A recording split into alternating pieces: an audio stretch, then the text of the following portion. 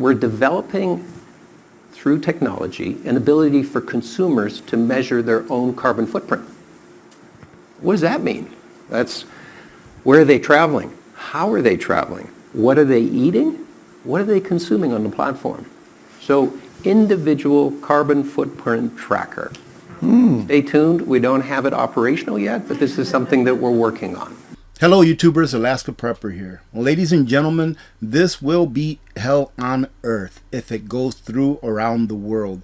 I am very happy that it hasn't happened yet here in the United States of America, but I am very sad for Brazilians because Brazil is going to start putting out a CBDC, a centrally banked digital currency, and attached to it will be a UBI, Universal Basic Income. But that, ladies and gentlemen, is the carrot, because for all of those that would like to receive the UBI, they're going to have to do something that they may not feel very comfortable with doing.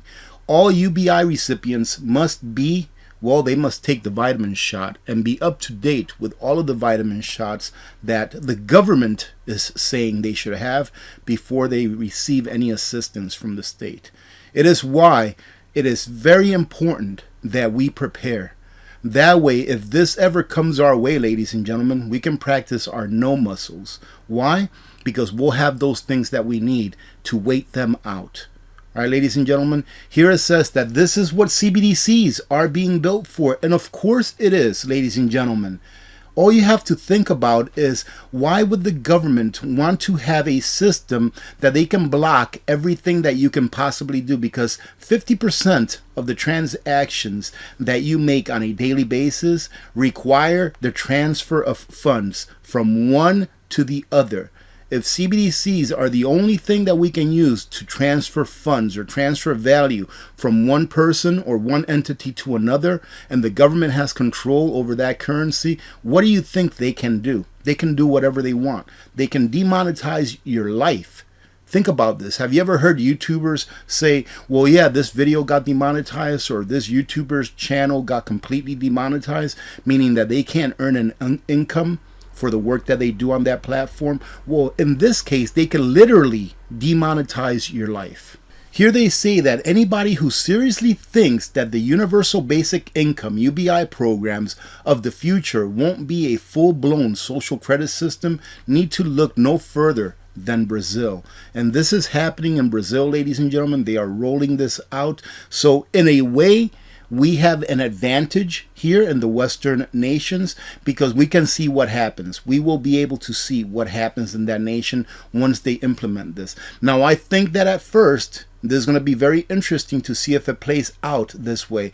I think that at first, things are going to be somewhat all right, with the exception of them telling them, well, you have to have all of these vitamin shots before you can receive anything. But for those people that are willing to go forward and do that, I think that at first it will be good for them. They'll be like, okay, that's great. I took my vitamin shot and I'm not dying. My heart's doing okay. I don't have any blood clots. For those people that fall in that category, things will look great. However, once you give the government power, it wants more power, and it will implement those policies, regulations, either by edict or by law, depending on what kind of a government structure they have, in order to encroach more and more on your liberties. So it's going to be very interesting to see what happens in Brazil going forward. And this is all due to one person. This person right here. This is their new president. I'm not sure, for those of you that don't know, they had an election here not too long ago in Brazil, and they have a new president. And now that he's there, all of a sudden, it's okay to do this. It's okay to infringe on the Brazilian people's rights because one person said, yes, it's good for you. I'm willing to do it, so you should be willing to do it as well. And what I don't understand, ladies and gentlemen, is how can anyone be for this? How can anyone be for government telling you how to live your lives, telling you what kind of medicines you should or shouldn't take? It just makes no sense. If you are on the side of freedom, I believe that many humans, if not just about all humans are, why would you be willing to allow a government, by edict or even by the vote, tell people what they must or cannot put in their bodies? Think about this. If person A has taken the vitamin shot in order to protect them against whatever it is that they're telling you it will protect you against, and person B has not taken it. How is person B a threat to person A? So if you are worried about people that have not taken the vitamin shot, then why did you take it? Because obviously you don't think that it works. Because if you thought that it worked to do what it is that they told you would do, then you wouldn't worry about those people that didn't take it. It is about freedom. Do you want to be free or not? Look at what government's done to us over the last 100 years. Look at how many of our liberties they have taken away. Do you really want to live under the umbrella of an entity telling you how you can live your life that doesn't care about you? And ask yourselves, do you really think that government cares about you? Ask yourself that question truthfully and honestly. And you yourself don't believe that the government is there to take care of you and that the government does not care about you. So why would you be willing to go along with policies that would erode your liberties, that will eventually shut you up if you speak out of line just so that you can feel safe, which is, in my opinion, a pseudo or a falsehood of feeling safe. You know, those people that really want to feel safe, those people that want to live the safest life in the world, there is a place that you can go to where you will be safe.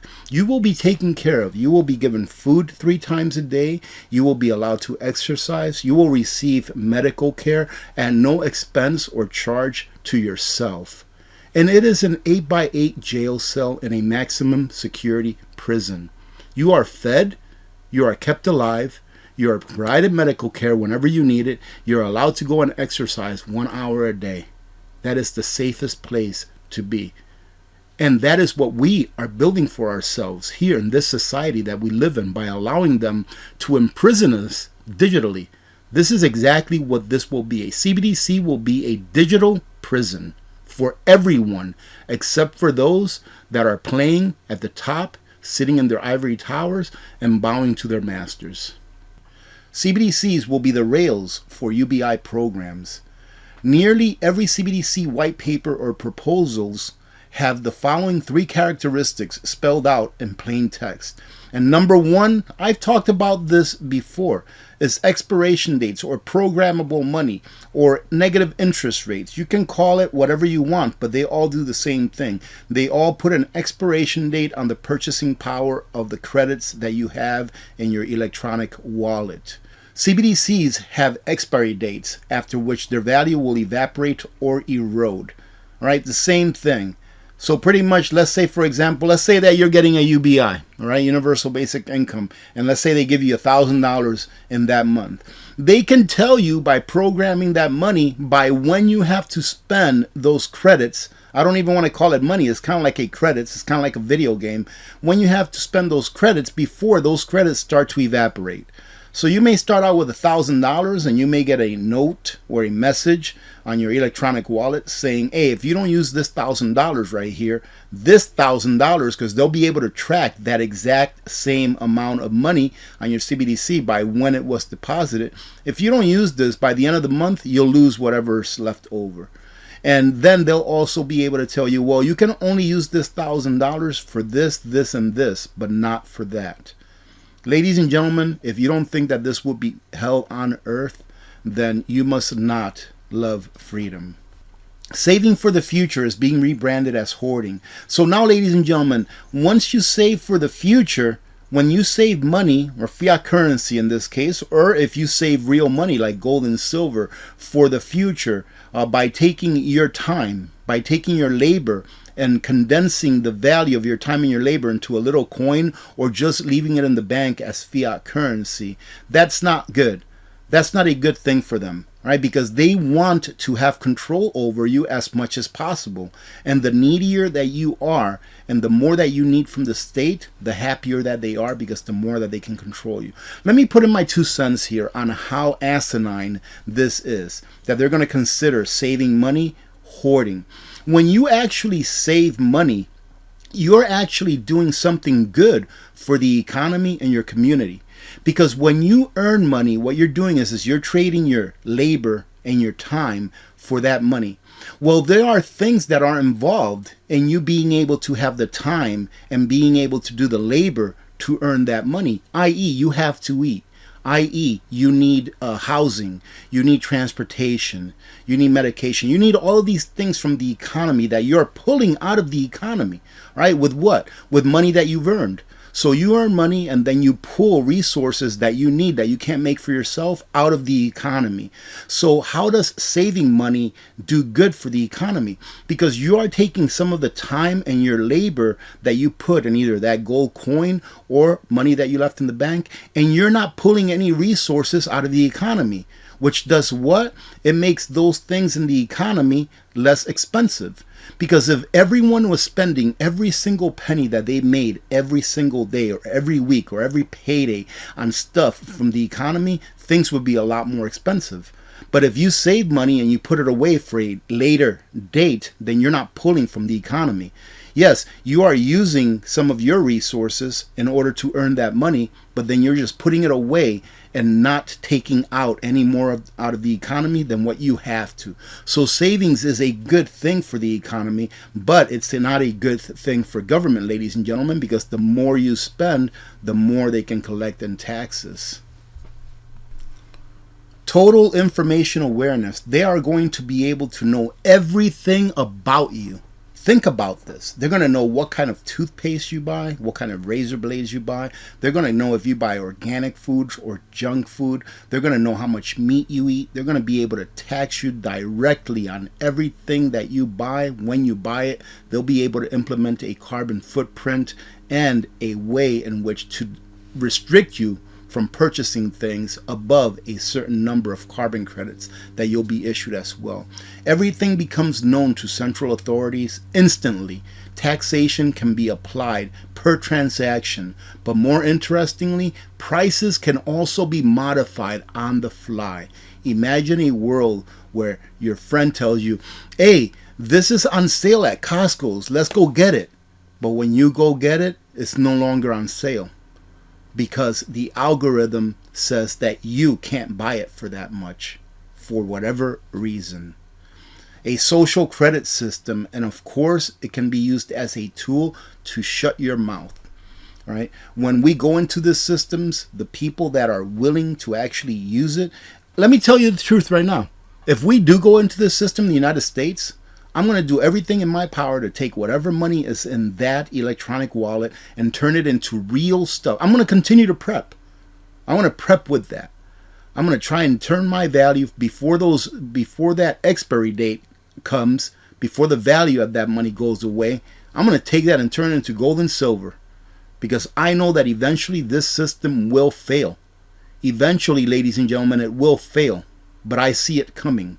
And I hope that I'm 100% wrong as far as it actually coming and becoming active.